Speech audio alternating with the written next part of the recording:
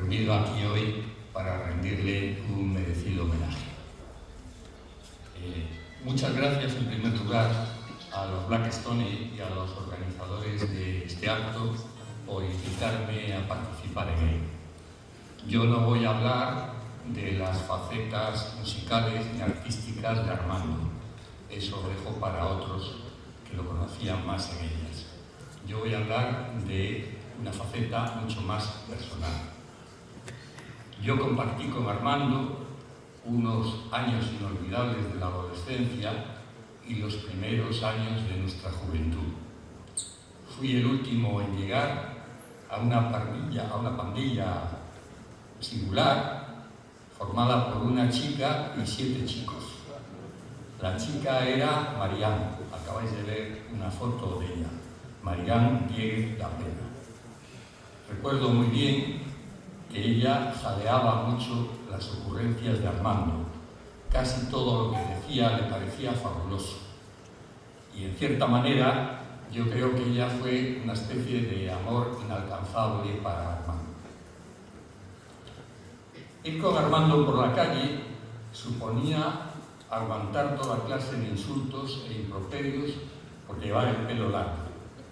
Pero él no contestaba nunca, aunque sus acompañantes, indignados, repelíamos con otros insultos aquella injusticia tan grande que suponía insultar a Armando por ese delito.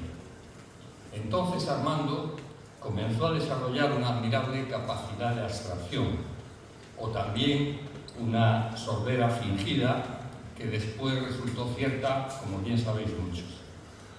Durante mucho tiempo él jugó a una calculada ambigüedad y unas veces oía y otras no, según le convenía.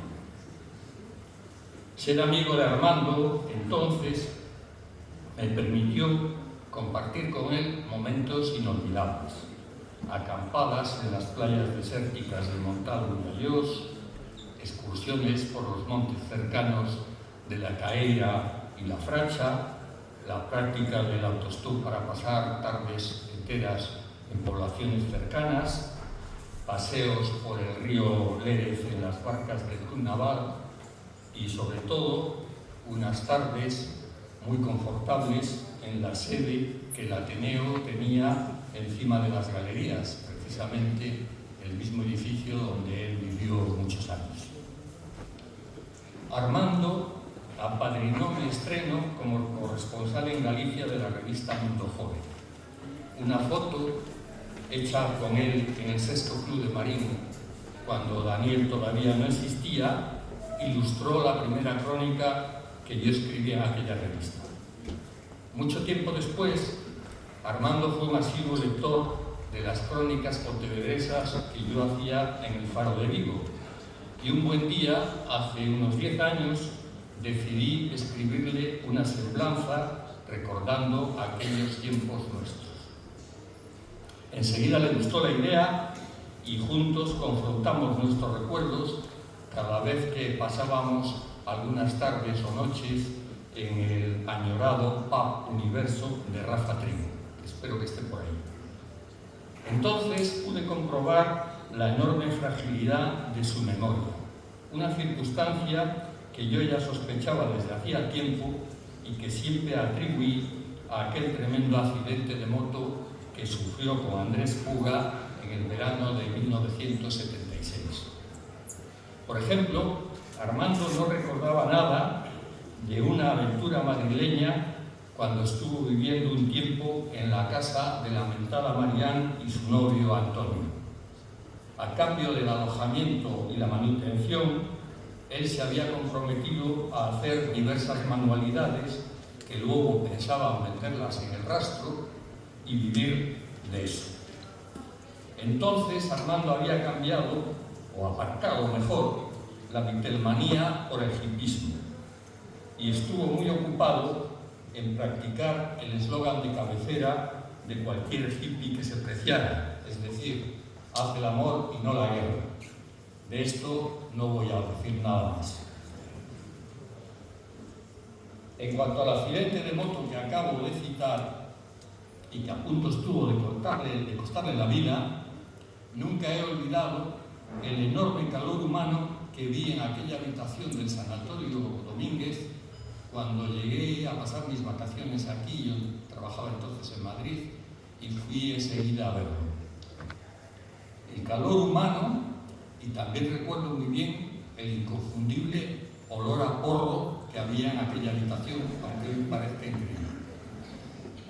El caso fue que sus amigos nunca los dejaron solos, y yo siempre he pensado que ese ambiente juvenil les aportó el soplo de vida que necesitaban para empezar a salir del estado vegetativo en que se encontraban, porque la medicina los había dejado a su suerte.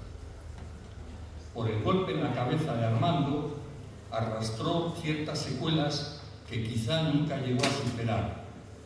Yo creo que por eso hasta dejó de cantar o hacer coros con los Black Stones. De modo que si antes del accidente Armando ya era peculiar, después pasó a ser peculiarísimo. Nosotros decíamos siempre a sus ocurrencias: esas son cosas de Armando. En la parte más seria de Armando, que nunca dejó de ser un soñador, como lo veíamos en el vídeo de Manolo en las nubes, fue imaginativo, habitualmente despreocupado y de vez en cuando también muy testarudo. Pero yo destacaría dos aspectos menos conocidos y reservados para los más cercanos: su perspicacia y su socarronería. Él captaba no pocas cosas que pasaban a su entorno cuando la gente creía que no se enteraba de nada. Más de una vez me dejó sorprendido con sus agudas confidencias. Por otra parte, cuanto le interesaba el tema más insospechado, leía y rebuscaba toda la información posible y luego te dejaba perplejo con sus conocimientos en la materia. Particularmente, Armando fue un anglófilo empedernido. Eso lo llevó siempre a gala como una referencia más de sus queridos Beatles.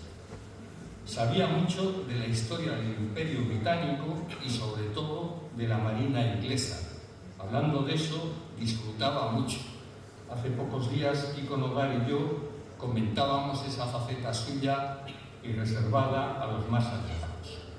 Como no quiero hacer esta intervención larga, más larga de lo debido, voy a terminar descubriendo un pequeño secreto del Armando que acabáis de ver en el vídeo, paseando por la calle siempre con un libro, que en cierta manera no era más que una pose del personaje que fue construyendo con el paso del tiempo. Un día que me acompañó a casa, que era la forma peculiar que tenía Armando de homenajear a sus amigos, le pregunté directamente por aquella extraña costumbre y me dio una explicación que os vais a quedar perplejos. Armando me dijo que era para espantar a los pelmazos y evitar que se pegaran a él en sus incontables paseos. Como iba tan ensimismado, o eso parecía, él estaba convencido de que muchos no se acercaban para no molestarlo y estropearle la lectura. Entre todos los Armandos posibles, en fin, que darían para un libro, me quedo con su recuerdo entrañable como mito juvenil de andar por casa en un tiempo que ya no volverá. Pero creo que Armando seguirá vivo en la memoria colectiva pontevedresa como el personaje singular que quiso ser. Muchas gracias.